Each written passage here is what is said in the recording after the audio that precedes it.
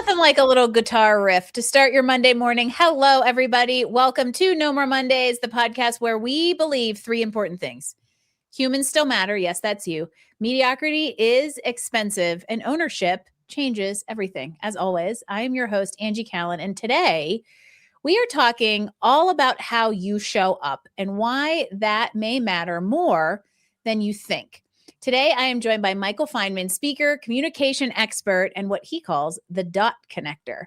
He works with leaders, businesses, and entrepreneurs to help them communicate in a way that actually connects meaningfully, not just share information, but connect with real relationships and real impact in mind. And today, we're going to dig into how to build presence, improve communication skills, and how to connect dots between who you are and how others experience you in this world. Michael, welcome to No More Mondays. Thank you. Thanks for having me, Angie. It's great to see you.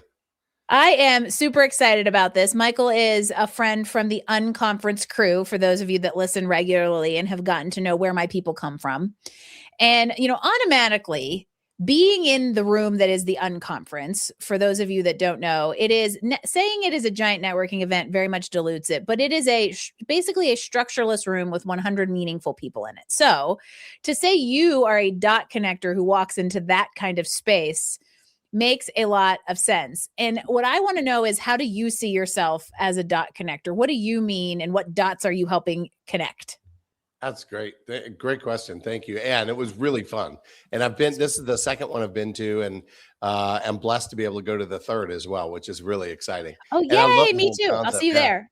I love people. So I love to connect with people. I want to know what makes them tick. I don't want to talk about the weather. I don't care about that. I live in Florida. It's sunny. That's the end. Right. But what makes you tick? Tell me about your life. Tell me about your kids. What gets you excited? And so when I go to meet people, especially at a networking event, people are so taken aback because I don't ever talk about business. I never get to it. I'm not there for that. I just want to meet people. I want to get to know them. And then if we do something that might have synergy, cool, let's connect on that too. But that's not my MO. Yeah. Which should, I'll prove that in real time. So, former engineer who loves people.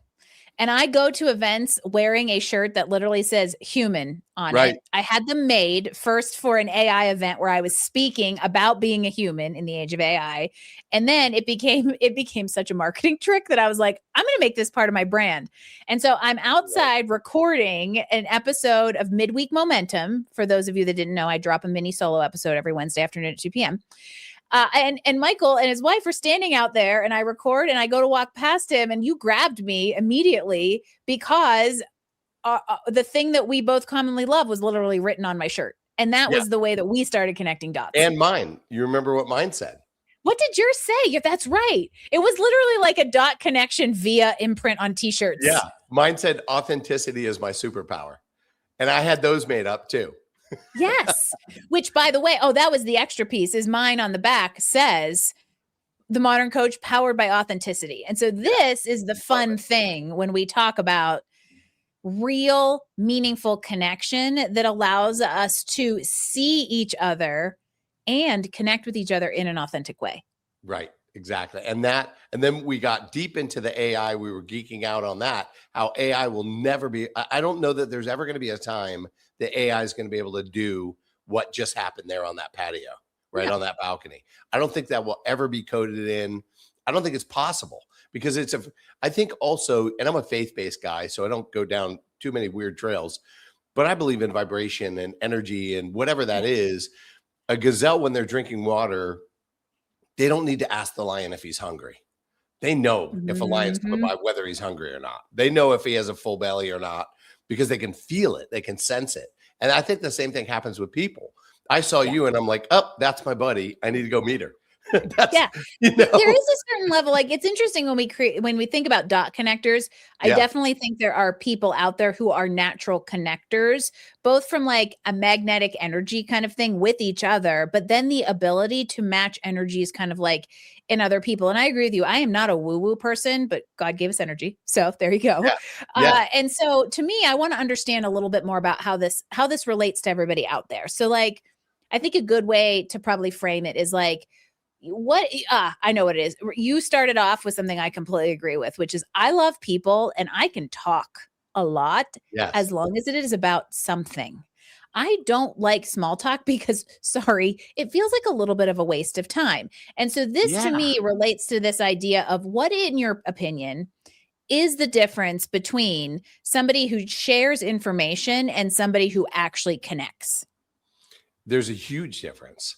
And I see speakers, I watch them very intently because that's really what I'm into.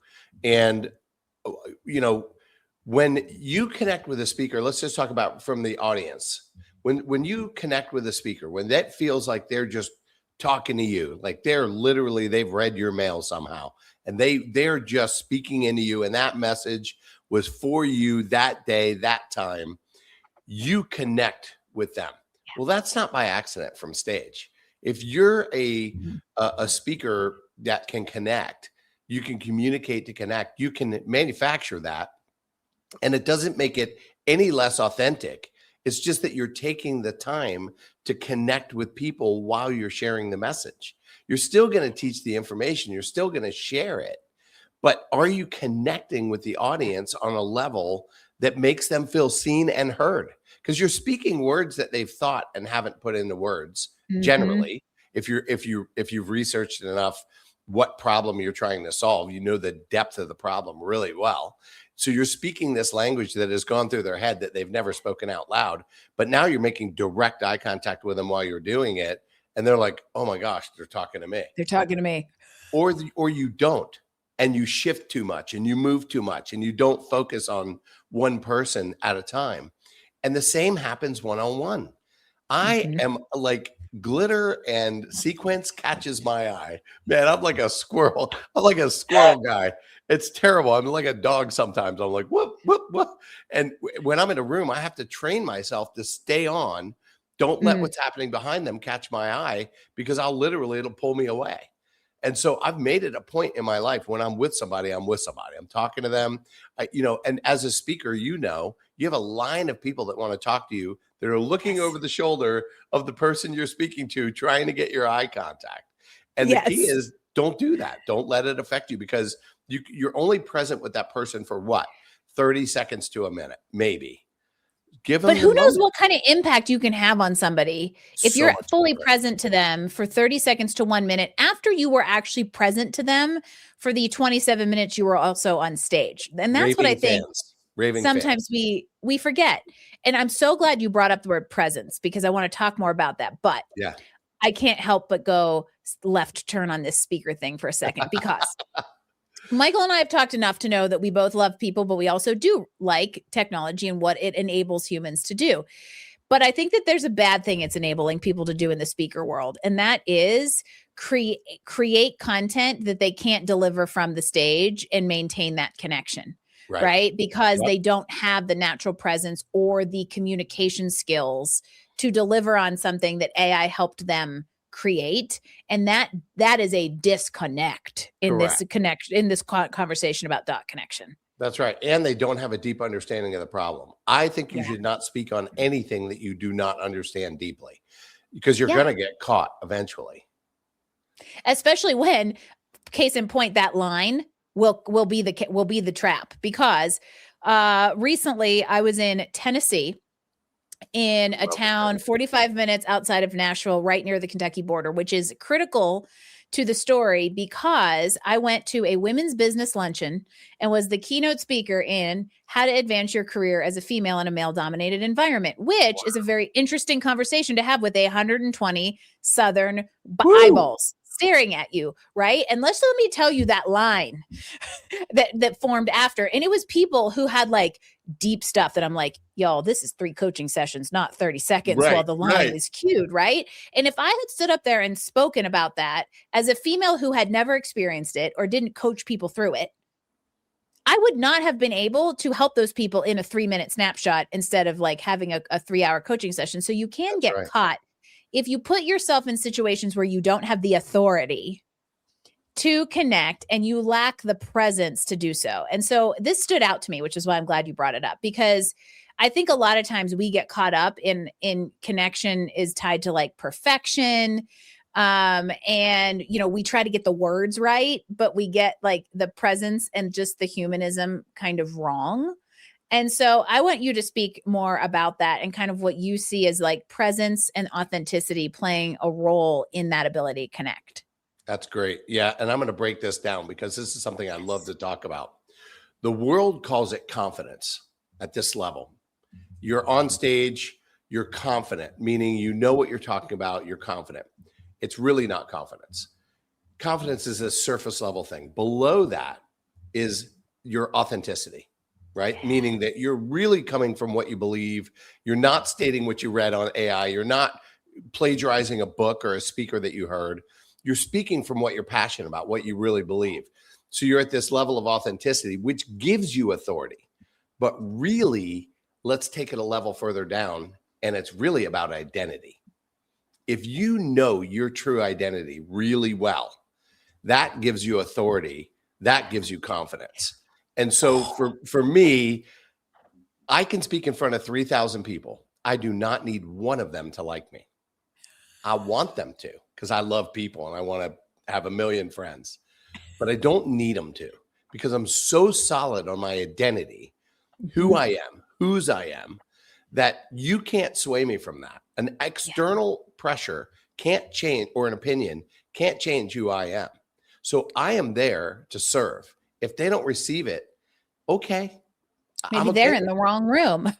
But I'm doing the right thing that I believe in, that I'm passionate about, that I'm authentic about, that my identity speaks to, which gives me more than confidence.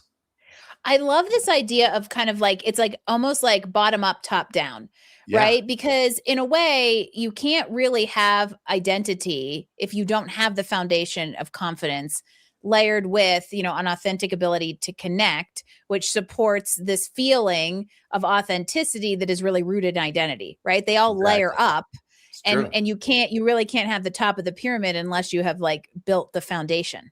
Exactly. That's exactly it. And I think when people hear it, they have the same reaction you did. They're like, oh my gosh, I never really thought through that. Well, I learned that by watching my son and his friends on the basketball court as they were growing up playing sports. And I realized the kids that were highly anxious and were dealing with confidence issues, which my son dealt with, really were based on being themselves, which he wasn't. He was trying to be one of them, not him, and really came down to a lack of understanding of identity. Once he got a hold of that, the shift was unbelievable. He already had the skills. He already had the talents. And let's relate this to business. You already have the skill sets. You already have the talents. You might need to hone them, but the desire that's in your heart means that you have a gift to work that out, right? You can walk that out with what you're gifted with that. That's why you desire it. That's, I believe, comes right from him. Yep. But with that, you do need to hone it and you need to work on it, and you can't just wing it. Like you said, people are trying to take AI tools, develop something, and go create a program. Well, it's not going to work if it's not what you believe. And it's really obvious now. Like it's really like a 3-year-old with cake on their hands and face that says they didn't eat the cake. I could see it. Hand in the cookie jar. I'm going to give you an example of this. I feel like you're just like, you are hitting every button of recent speaking experiences that just validate everything we're talking about. Because again, the human shirt was made because I was the one speaker at an AI conference about being human in the age of AI. And I was the keynote kickoff on the 3rd day. I went to the whole conference, and I sit down at the beginning of this thing. The first speaker comes on and talks about how you need to create an AI clone video of yourself so you can get 3 million views on YouTube. Right. And I'm like, oh. And then the second speaker gets up and fast talked. I'm a fast talker. And this guy, I was like, this is a ridiculous level of fast talking. And he's talking about how you AI arbitrage a business you don't know anything about, but you can set up your sales sign tomorrow and you don't need to know anything about it. You can start making money immediately. Yes. And I am sitting here thinking 2 things. How the heck are you going to handle customer service when shit starts breaking because you don't know it? And second of all, I'm sitting there going, oh my gosh, I have to get up on this stage and talk about how to be a human. But here's the thing. I knew, and I was convicted that that was why I was in that space. And so when it came time to do it, I completely forgot about the fact that I was the odd man out. And what happened was amazing connection because people needed that conversation so much within the otherwise AI being shoved down your throat. And so that's the thing is you don't ever know who needs to hear your story or who needs you to be present to them or who needs a connection you might be able to create or have. Agreed. And my friend says he's a scientist and he said a fruit doesn't grow a tree for itself, or a tree does not grow fruit for itself. It's for others. So whatever fruit you're producing is not for you to eat anyway. But not having been at that event with you, I already know that when somebody goes really fast, they've tried to memorize their keynote and they're trying to get through it as fast as they can so they don't forget, which means they don't know the content. Yeah. And that is let's please take the left turn again with me because we can't help as people who are natural communicators and speakers. That's what I'm seeing where the AI is disrupting. And this is important whether you're on stage or you're communicating in general to know where and when and how to deploy it to be AI enabled a human on purpose and not just an AI replacement. Because what I am seeing is AI is giving people this content and the person does not have enough experience or wherewithal to know how much is reasonable to deliver in 37 minutes. And so their excuse to shove way too much into 37 minutes is you better get ready because I talk fast. Right. But ultimately that nothing gets retained in that kind of environment. That is a scenario to create disconnection and lack of presence, to take it back to our core theme today. And distrust on a lower level. Right? A distrust. It's funny. I don't know. I've read up a little bit on the Neuralink that Elon Musk created, but I haven't gone deep into it. Maybe you have it with your engineer mind. But the thing about Neuralink is it's designed to enhance your thinking, to add to, not to replace. And I think that is the common misconception with AI tools in general, chat, Claude, doesn't matter which one you're using. People are trying to replace what they're doing. And I heard of this study where they had all these students take a test and then they gave them open book on the test with AI. You could use AI for the whole test. And afterwards, they asked the students how they did. And they all thought they did the same or probably better. And the truth is they were like 40% less effective with AI and chat because it was wrong. And that's the I think people don't understand is it can't think like us. It does some great things. I love the tools, but they're limited and you've got to keep it there.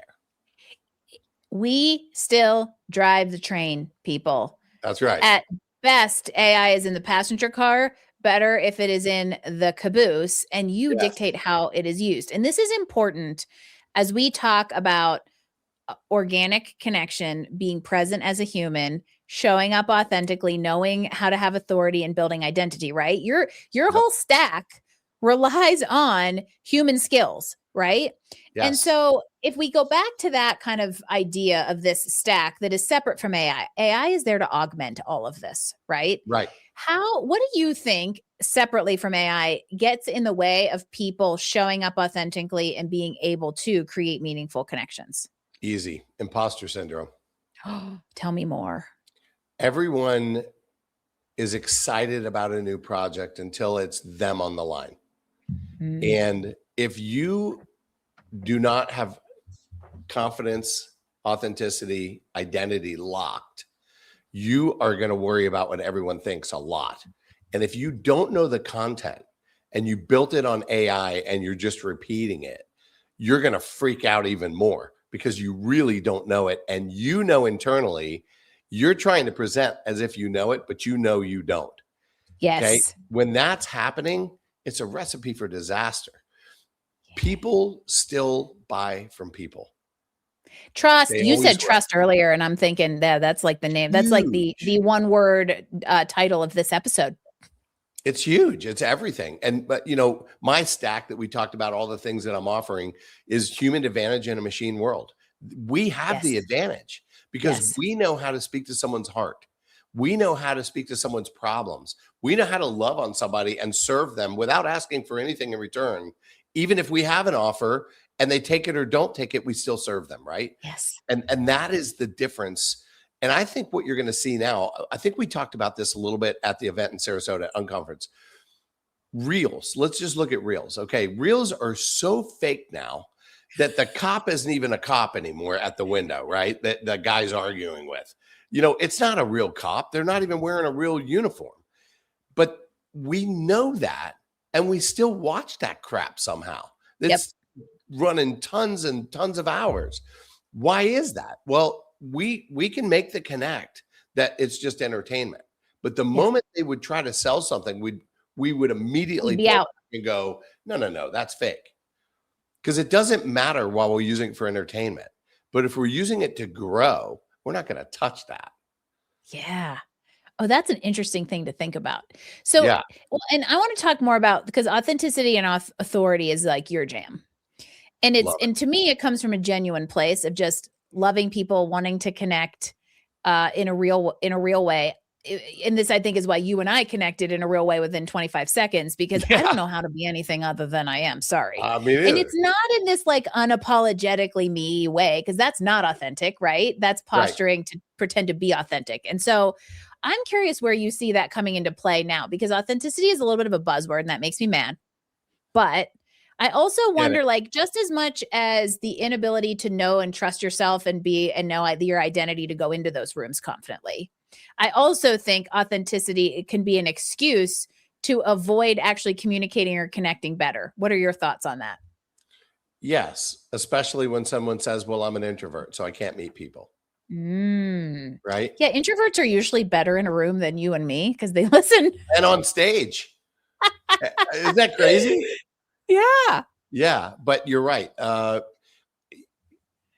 think it's not, I've talked to a lot of people about this, and I said, well, you're a super connector because you have that skill set. Yeah, I did hone that skill set, probably being in sales and high ticket sales, for a good part of my career in marketing and understanding, or I don't know about understanding ever, but really studying the psychology of people and what makes them tick and what makes them pull the trigger in deals, what makes them pause, what makes them move away, because I always came at it from a place of servanthood. So, and that's the only mind shift that really has to happen, right? When speakers are going up on stage, I was emceeing an event with Les Brown a couple of years ago. He's a great friend, mentored me in speaking, and what a blessing. And I love this guy. But when I was emceeing this event, we had a lot of new speakers, his trainees, and some of them were like literally shaking, getting ready to go up. And a friend of mine, John Bates, who trains TEDx speakers, came up and he said, I was, praying with them and speaking words of affirmation. And he came up and he said, hey, I'm here to serve. No time for nerves. Say that 3 times. And I was like, oh my God, John, I am 100% stealing that. That's amazing. And That's when so you good. come from that place, I'm here to serve, no time for nerves, man, everything comes off. The mask comes off. Everything comes off. It doesn't matter what your role is in a company. God's no respecter of man. But if they're following you because of your mask, because of your title, you'll get this far. Take the mask off and watch what happens. So, okay, I'm going to put you on the spot. All right. Practically, how does somebody do that? So what is a step somebody out there can make if they're going, these two are talking to me, right? Yeah. And we're making eye contact through the camera right now. Right. We're talking to somebody out there who's like, okay, I haven't been present. I haven't been present in my way, and I'm wearing a mask. How do they take it off? Very practically speaking, other than just the take it off, right? What do they do? They go serve people. Go see how many people at that event you can help. Don't tell them what you do unless they ask. Don't ask for anything in return. Go see who you can help. Hey, tell me about what you're doing. People love to talk about themselves. If you're the person asking a lot of questions about them, you may have never said one thing about yourself. And when they walk away, they go, wow, that guy's awesome. Yep. They don't know anything about me. But all I did was ask, what are you doing? Really, where do you live? Oh, you have kids? I'm asking questions that gives them permission to talk about themselves. And then I say, well, what are you doing? What are you excited about? What's happening in your life? Oh, I'm launching this book. And immediately, I'm really good at remembering, but CRMs are fantastic if you're not. So I will say on the spot, hey, would it be okay if I connected with you with a few friends that I think might align with what you're doing? And they go, oh my God, yeah, please. And I'm like, great. Cause I've got this one person in particular I'm thinking about. You've got to meet her. She's a rock star. And that's it. It's over. And I walk away. I don't ask for anything. Now, here's what normally happens when you're doing that. People are so fascinated by that. By the time that conversation's over, 3 or 4 people have gathered. Yep. I don't have to, it's not a one-on-one anymore. People are wanting to know what is going on because I've gotten this person to talk about what they're passionate about, what they're excited about, and everyone's attracted to that authenticity that I brought out of it. Energy that creates. Boom. That's it. And that's how you connect. You know, my friend Justin, I'm going to give you a zinger that's like the serve and nerves thing. My friend Justin Schenk, shout out Justin, who wrote the foreword to my book. Apparently these are impactful people to us. Come on. Says something very, I love how he phrases this in, networking or in connecting is to be more interested instead of interesting. And to me, that goes back to what you're saying about this. I love people. I don't like talking about myself. So my coping mechanism for these types of environments is to be super curious and make them talk about themselves. Because while I don't like that, most people don't ever have a space to do that. And if they do, don't feel heard. So if you are the one who is interested in them and hears them, you are creating real connection and desire and energy. And that's going to radiate out. It does. Absolutely. You're right. It's not that hard. It isn't that hard. The problem is that people that go to networking events, some of them are really cringy, right? That's not fun to be there. But if they're there, they're like, well, if I'm here, I better get something out of it. You've already lost. Yes.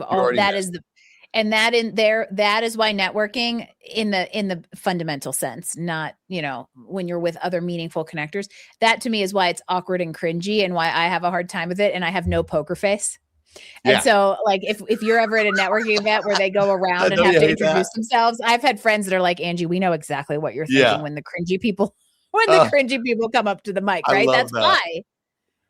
I don't either. I had this friend once, and when I was running a Les Brown Prodigy program with Les, she was in it, and she wanted to help, and she's a brilliant young lady. Came up to where I lived, and I met her for lunch, and she was telling me a lot of these things spiritually that I did not agree with, and I did not know. But the whole time I'm going like this, and I had no idea I was doing it. I'm listening, and I'm just going, mm-mm. And I didn't say anything.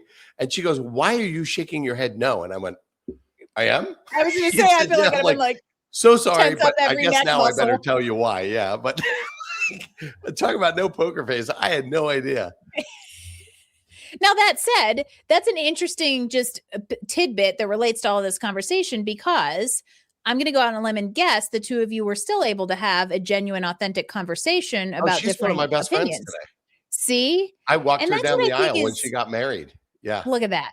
Yeah. You can survive difference of opinion. Maybe civil discourse is not dead. That's a conversation for another podcast. Yeah, exactly. Exactly. I still keep going back to those layers of like confidence and authenticity that builds authority that leads to authenticity. And I know you're doing some cool work in the space that helps gel all that together. So tell us more about it. Yeah, so I created kind of an ecosystem, and we're launching programs one by one to let them get a little bit of leverage before we drop the other. But I created an ecosystem. I wrote a book called The Man with the Wooden Mouth, and Les Brown wrote the forward to that, which was really cool. And it's about finding your authentic voice. And it's a kind of like a Who Moved My Cheese parable type story. Mm-hmm. Pretty cool. I really enjoyed writing it. So then I wrote another one called Connect the Dots. And again, kind of a parable story about a dot that lives on the great page, right? And just this really cool story about being a connector without trying to get anything from. Mm-hmm. But while those were kind of stewing and brewing and we're building out, programs and all these things, I started writing this other book kind of accidentally about my walk, and I called it The Authoritative Drift. And it was that over time, I made a lot of decisions that would smooth things over or make the room work or make something go or, create success, create more dollars. They weren't wrong. They weren't, they weren't off color or they weren't evil. They weren't any of those things, but they were not exactly where I would come from. I just had to make the decision quick, I felt like, Yep. and move on. But over time, I'd made so many of those micro decisions that were just a little bit off base that I'd gotten off track. And I Yeah. didn't even know what was going on. All I knew is I didn't feel settled and I couldn't make decisions. And I was struggling with, asking 5 people the same question before I pulled the trigger when I used to just move. And everything felt heavy and hard. And there was, constant burden of being worn out and tired. And I realized what had happened. I'd gotten off course. So as a Yep. boat guy, I started thinking about my compass. And I got myself back on course and then created some rules around that for myself Mhm. to stay on track so I didn't Yep. move. What I Yep. learned through that time, though, is when you're the one in the middle of the storm that yells, steady as she goes, hold your mark, don't vary, when everyone else around you is freaking out, but you're the one holding the line and you're not letting go. And Yep. that storm subsides and you turn around, they're looking at you like a big puppy. They're like, oh my Yeah. gosh. Oh, yeah. And instantly, wherever I go, they will follow. I didn't know that's what was happening. But when I deconstructed it, I Yep. realized that was it. And then I started talking to guys and girls about it. I realized almost everyone of a high level of success has this external thing that looks amazing. And internally, they feel so unsettled. And I Chapter think this is 7, why. Yes. And that's why you and I get along so well, because we right? really think similarly. Yeah. And here's what I think is, I love this. Last week, Kent Julian was on the show. Oh, I Did you? love him. And yeah, we all love I Kent. trained with And him. he, He taught me so much. speaking of just a servant heart, right? But he Yes. talked a lot about this drift. He didn't call it that. And a lot of times we don't realize it's happening until the compounding effects make it obvious. Or Right. for me, it was like partially writing a book that helped me like synthesize what was happening at the time into what now I've learned and what the experience, what was really going on. But he talked about the same thing where like this compounding effect had taken him further and further and further from the purpose and the why. And it wasn't like disastrous things, but it was like, oh, I'm going to go make this decision because it's more financially lucrative. Right. So that's one step. That then the next step from that compounds and compounds until all of a sudden it comes full circle and you realize you've just kind of lost the focus. So I love this idea of like, you have an authority, you have a purpose. We have to be cautious. There's a tolerance in which you play in the margins. Yeah. But you can't drift entirely from it, or now you've been taken off your journey. Well, and again, you become emotionally taxed. You are Yeah. unclear whether your moves are actually clean. Yeah. Everything, you're competent, but everything internally is noisy. What I Yeah. learned though is after this work, and I've taken several people through it now, and I'm taking more through it as we speak. What I've learned is they not only become more steady internally, but they become more honest without Mhm. becoming softer. They can Yes. still be the high D on the disc, right? I'm a high ID, but their yes becomes clear. Their Woohoo! no becomes clear. They're less driven Yes. by external pressure or optics or urgency, and they're anchored spiritually. They Yeah. believe in what they say, and now you can't manipulate those people because Right. they're locked in. They're not fragmented. They trust Yeah. themselves because they're back to center. And now that they trust themselves, you can't sway those guys or Well, girls. and that to me goes back to the pyramid, right? They're rooted in an identity that it comes from a layer of confidence built through authenticity and authority that lets them say, this is what I am, what I care about. These are my boundaries, and where you can and cannot cross them. And it just becomes more almost matter of fact than this like hardcore, I got to set boundaries kind of a thing, because Yeah. and I'm going to say we, because I feel like my experience going through a business that got out of control and led to pretty much borderline burnout and then having to like reverse engineer that does really help you understand what you value and how that aligns with the purpose and the journey that you're on, so that you can really be rooted in that identity. That's right. And I'll take it down even maybe just a hair deeper in that if you're confident because you're your authentic self and you know your identity, that is the only time you can actually hold true authority. Ah, it's so funny how those all interact. So there is an up and a down, but then there's a sideways, because that authority is organically achieved and maintained. It isn't imposter internally. syndrome. Internally. Yes. It has to happen internally, way before it happens externally. But it's And noticeable. yeah, and to tie this back, to connect all the dots, to connecting the dots, it's hard to genuinely connect with other people and or yourself if you don't have that top down and sideways relationship with the confidence, your own Yeah. authenticity, your authority, and your identity. Stage presence. How many Yeah, people walk out? Do you need to know where they are emotionally before they start talking, or do you already know? you can tell. You can feel it. Immediately. Yeah, I mean, within 3 Immediately. words, I know what kind of energy I'm about to get. You can almost see it by the way they walk out if you're paying Yep, attention. And yep. so how are you sharing with all these people from a place of authority if you don't have your identity locked, you're not being authentic, and therefore you're not confident. You're going really, really fast to knock it out. Okay, so exciting moment. As I can't believe I have to like wrap this up. I wanted like this is just I think that we could probably talk in circles about this and it would I'm be pretty amazing. sure, yeah. And But let's make a plan to do that. Yes, we will. Please stay tuned for 12 more episodes. I want to go back to tying this into anybody out there listening. What are your best pieces of advice to build those tiers of confidence and authenticity and authority rooted in identity rooted in authority? We are in a really fast-paced, busy world. The only place you're going to find those things is in stillness and in quiet. That's really hard to do for a guy like me that's a mover shaker. I consider myself a dot connector, but the only place that I'm going to find my true root of identity is by being really still and really quiet. Now, for me, I'm a faith guy. That's when I start to hear the small, still voice of God. But if I don't get still long enough for all the junk in my day to get out of my head and beyond, I'll never find that place. And I'm sure of it.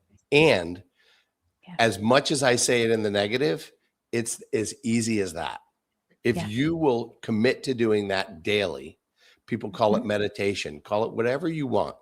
Get out of your environment, get outside somewhere if you can, get in the woods, go to the beach if you're near a beach, go somewhere and just sit. Yeah. Just be still. I think that I'm going to take I think out of it. We're afraid to be with ourselves. Oh, now, yeah. Because society is so fast moving, we are constantly connected and distracted, which gives us the illusion of real connection to others and to ourselves. But ultimately, the complete opposite is the truth. And we are more disconnected from each other and ourselves because we are not willing to spend time with ourselves. How's that for a catch-22? Exactly. You're right. Yeah. You're right. You can't be alone. Don't be afraid to be alone with yourself. There you go. Well, it's scary because you have to admit the things that you're doing wrong. You have to look at the things you rushed past. You have to look at the things you're supposed to be doing and you aren't. Right? That's all that happens in quiet. Yeah.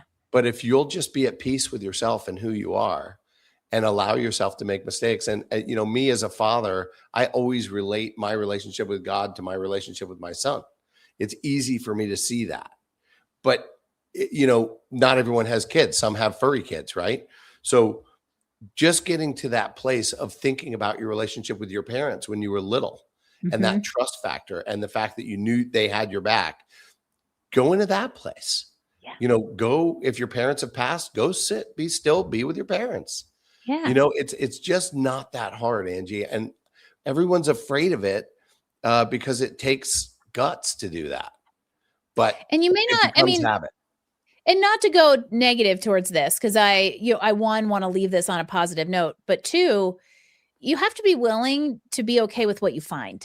And that's why I believe we don't start, right? Is because we fear what we'll find, but ultimately you're a more complete, authentic, genuine human in touch with your identity, which gives you the ability to connect with others if you do that work and are more connected with yourself. If you don't know your shortcomings and your strong points, you're not being authentic. Not There with you go. yourself. If you're not being authentic with yourself, you can't be authentic with others. Yeah. And then authority is never going to come. It is both up. It's both up and down, sideways, and circular. But it's not found. No, Authority it is not isn't. found. Authority Yeah. is rediscovered. It's already Yeah. there. You just have Yep. to return to it. Yeah. The cliche that we have everything inside of us that we already need, I believe is cliche for a reason. It's true. 100% true. Yep. Agreed. There you go. Agreed. I How's love that. that for man? We Come funneled on. down. We I went like deep. it. Yeah. I had no doubt that was going to happen. Human who Yeah. loves human. Yeah, exactly. And so before we say adieu to each other and everyone out there, where do people find you and find out more about the ecosystem and the authority drift and books and all the things? Yeah. So MikeF360.com is the best place. We are in the process right now of full launch on Authority Drift, the book, and the programs with it. We should be full launch within. We had an April 15th date. I think we'll be maybe a week later. So sometime this April it will come out. But at MikeF360.com, you can connect with me there, and you'll see all of the things that I offer now. Also, but what's coming, which is really cool. Awesome. And of course, if you're watching here on LinkedIn, follow him here. We're connected. He's easy to find. And out there on social media world, because this is a worthy social connection to help you be more genuinely, authentically connected. Michael Fineman, thank you so much for joining me today. Thank you for having me. You have an awesome show. I love it. Thank you. This has been, you've made it an awesome show today. And this was a really great conversation about communications, presence, and connection, not just with others, but with ourselves and the purpose that we are meant to carry out and serve in this world. And so if this conversation got all of you out there thinking about how you're showing up or not, reach out to us, share it with somebody else who needs to hear it, and leave us a rating, because it helps us bring more conversations to you. So I appreciate, Michael, you for being here. Thank you again. Thank you. And thank you out there for spending your Monday morning with us. If you are ready to take a little bit more ownership over yourself and your ability to connect, don't forget to check out Scary Good, Discovering Life Beyond the Sunday Scaries. It is my book. It is out there in the world and available now at scarygoodread.com. Until next time, here's to fewer Sunday scaries and no more Mondays.